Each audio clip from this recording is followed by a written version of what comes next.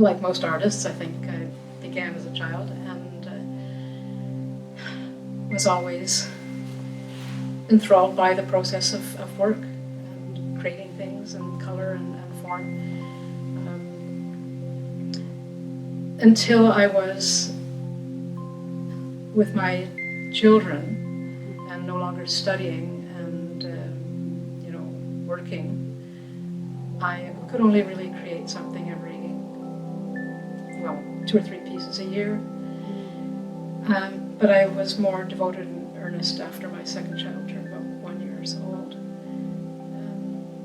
And at that time I joined the Federation of Canadian Artists and was with them for a while. I didn't stay with them because I learned after I moved back up here that really it wasn't worth what it took to maintain that membership, but it was still a really good starting point. And over the years I've exhibited quite a lot of shows and been part of group shows and juried exhibitions. I probably began with watercolor, but I've always been interested in challenge and in change, and it's less about the media than it is about what I'm trying to get across in the particular moment.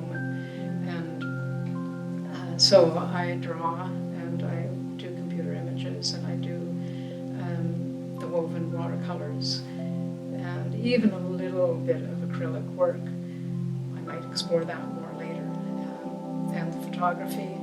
So whatever it takes to say what I need to say, I try and work with that. And I tend to work in series, not always, but generally speaking. And as I'm working on a series, I might start with an idea and then I start to work with that, and the idea grows and changes. It's like the first moment is this kind of the seed, and then you water it with the work itself and putting your hands into it, and then more ideas come and it becomes more full. And even if the person who's looking at it doesn't receive everything that I put in it, or perhaps puts in something that I don't see, it is it's kind of like a moving piece, and they're always moving, they're always changing according to my work and the viewer's work.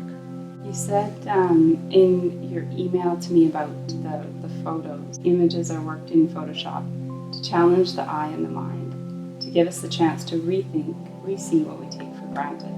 They are more painterly than photographic in the usual sense. They can inspire, I hope, people to look within themselves as well as at the images for their initial impact. I thought that was such a lovely way to talk about how you work with the photographs. Yeah, it's the same thing. You wondered about the similarity and difference between watercolor versus photography. And of course, the work and the process is different in a sense.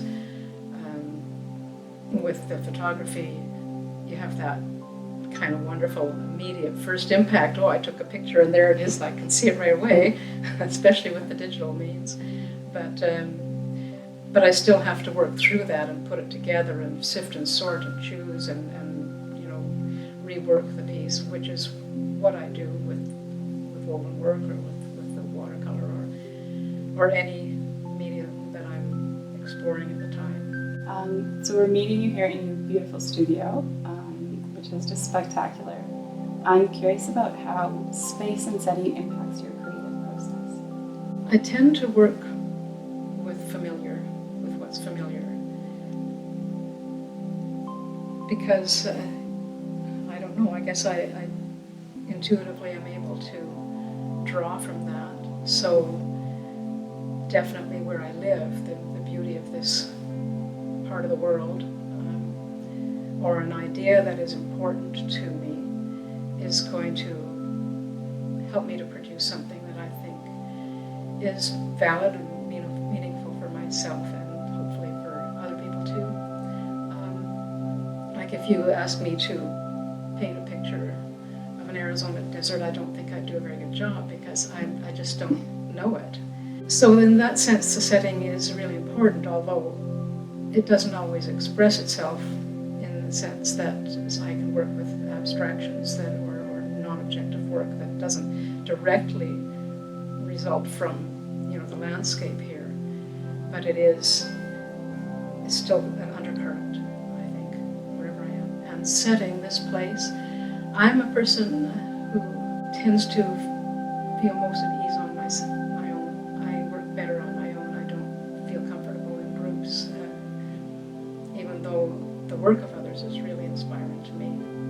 To sit down in a studio with somebody else doesn't work very well. I like that what you said about that it's safe and inspiring. We don't often think about that, how important that piece is to being in our bodies and in the space of being creative, is that it needs to feel safe. Yeah. That our bodies need to feel like they belong here and they're taken care of here. Mm-hmm. Is there any way that you would describe how you would like people to receive your art, or what intent goes into that you really hope that people see? I think that my first encounter with pretty well any image is beauty.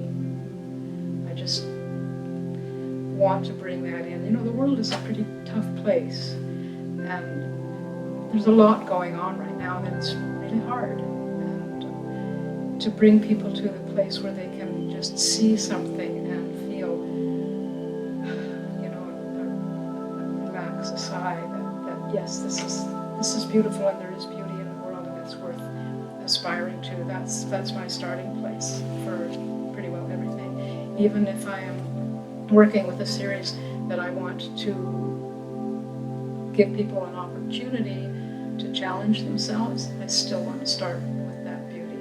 And if someone only wants to go there, that's absolutely perfect for me. I'm happy with that. But if they happen to want to tackle other layers, I guess I think of my work as an invitation to move deeper if you want to, and not if you don't. I did a show called Fear and Fragment quite a long time ago. I don't remember exactly the year. And that was a show that explored the uncertainties we have with others who are different from us in any number of different ways. How fear is often the baseline when we don't understand, what we don't know, what we haven't experienced, when we haven't been able to relate. Our fear will take us to places of bias or discrimination or even, unfortunately, hatred. And that show, I used the prison system or the justice system in Canada to kind of explore that whole issue. And I'm mentioning it now because it traveled quite a few places, not, over the few years after I created it.